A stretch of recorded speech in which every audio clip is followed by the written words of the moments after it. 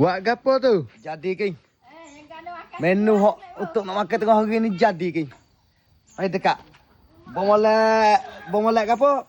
Bomolek ada orang wi ikan darat kita. Orang wi ikan darat kita jadi kita tak tahu nak buat gapo tengah hari ni dah. Kita buat asam pedas. Ni rupa ni.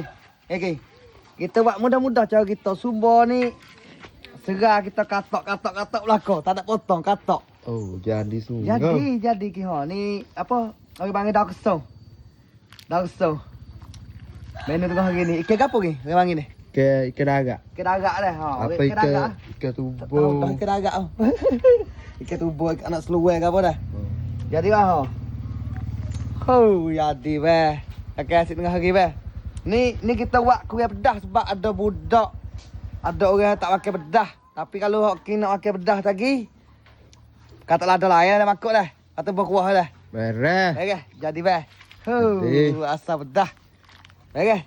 Maaf kita tak tunjuk hok buat hal ni dah sebab tak ada kita buat dengan cepat sebab kita buat kok untuk orang main belah kayu depan rumah ni sebab apa orang panggil 31 bulan ni ada buat apa keduri bewah.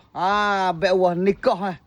Nikah kalau siapa-siapa peminat kita gapo lalu ke kawasan kapo tanak jenerih ni bolehlah singgah makan pulut 31 bulan ni. 31 bulan ni. Bolehlah siapa-siapa nak mari ni sekarang ni kita baru duk belah kayu wak pak basuh pinggan ni pak ngidai kek mofsal tak apa lagi. Maaf sorok-sorok akhir dah kita batuk. Batuk dah seminggu dah. Lepas tu video kita ada gapo dah. Kita nak pesan tu lah siapa-siapa peminat budak kampung rasa nak mari. Kalau belah Thailand orang panggil makan pulut. Makan pulut. Siapa nak mari makan pulut 31 tu boleh mari sini. You duduk dalam Tambur Celeng apa rangat? Mu satu. Sini dalam Mu satu. Kalau dah mau cari Tambur Celeng Mu satu mana tempat kita. Ada lagi lah sebelah ni dah. Mu satu dah Pak Hotel Kampung dah.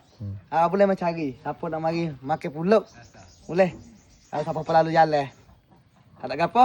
Assalamualaikum.